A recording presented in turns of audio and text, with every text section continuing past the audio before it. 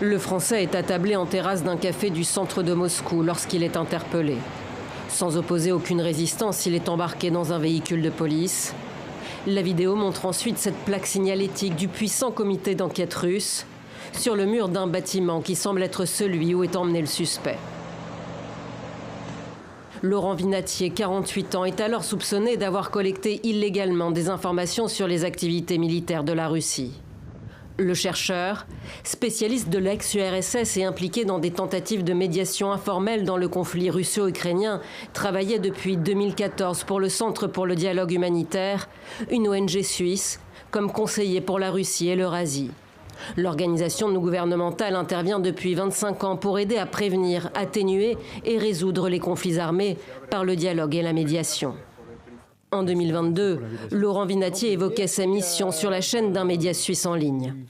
On se présente comme étant une institution de diplomatie privée.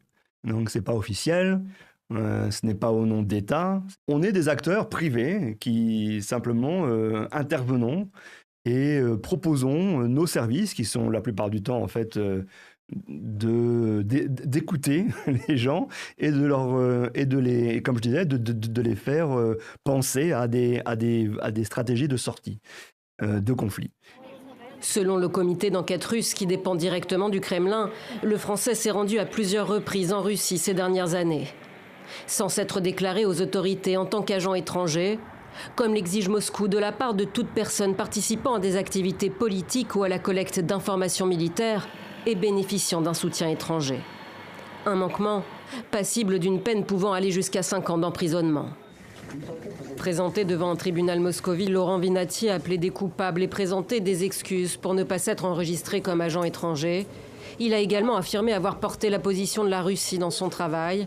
En vain, il a été placé en détention jusqu'au 5 août.